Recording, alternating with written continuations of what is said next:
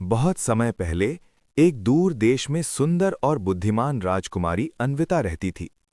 अन्विता केवल रूप में ही नहीं बल्कि हृदय से भी उदार और दयालु थी। वो महल में जन्मी थी, लेकिन उसका मन प्रजा के दुख सुख के साथ जुड़ा रहता था। अक्सर वो भेष बदलकर नगर में घूमती और लोगों की परेशानियां जानने की कोशिश करती। राजा वीरेंद्र सिंह, अन्विता के पिता, वृद्ध हो चले थे और चाहते थे कि राजकुमारी शीघ्र किसी योग्य राजकुमार से विवाह कर ले। लेकिन अन्विता के मन में विवाह से भी पहले एक और इच्छा थी।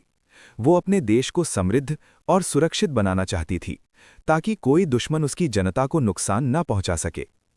महल में एक पुरानी कथा प्रचलित थी कि राज्य की रक्षा और शांति के लिए एक जादुई अंगूठी की आवश्यकता है।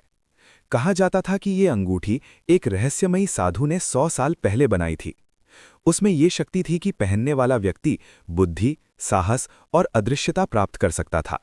लेकिन अंगूठी सदियों से गायब थी और उसके ठिकाने के बारे में कोई नहीं जानता था। बस इतना कि वो गहरी वनों और खतरनाक परीक्षाओं को पार करने पर ही मिल सकती है।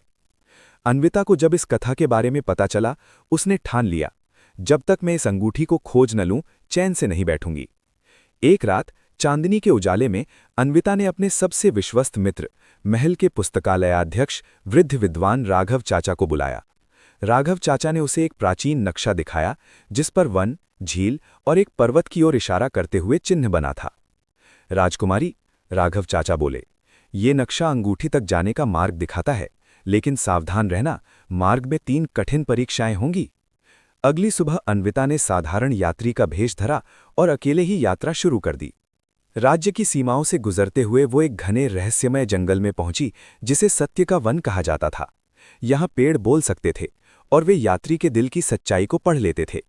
जैसे ही अन्विता जंगल में आगे बढ़ी, पेड़ों ने फुसफुसाकर पूछा, तुम क्यों आई हो यहाँ, लोभ में या सेवा में? अन्विता ने बिना झिझके कहा, मैं अपने राज्य की रक्षा के लिए जादुई अंगूठी को ढूंढने निकली हूं, ताकि किसी भी संकट में अपनी जनता का साथ दे सकूं। पेड़ों ने संतुष्ट होकर उसका मार्ग साफ कर दिया। ये पहली परीक्षा थी, सत्य बोलने का साहस, और उसने इसे पार कर लिया। जंगल के बाद एक चौड़ी नदी आई।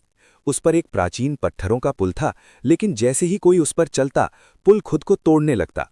वहां पर एक बूढ़ा नाविक मिला, जिसने कहा, पुल पार करना आसान नहीं, और नाव भी बस सही उत्तर देने पर चलती है। नाविक ने पूछा, मान लो तुम्हारे पास 2 रास्ते हैं, एक छोटा लेकिन खतरनाक और एक लंबा लेकिन सुरक्षित। अगर तुम्हारे पीछे दुश्मन हो तो तुम कौन सा रास्ता चुनोगी? अन्विता ने थोड़ी देर सोचकर उत्तर दिया, मैं दुश्मनों को रोकने के लिए छोटा खतरनाक रास्ता चुनूंगी, ताकि बाकी लोग सुरक्षित निकल जाएं। नाविक मुस्कुराया, तुमने निस्वार्थता की परीक्षा पास कर ली, बैठो नाव में।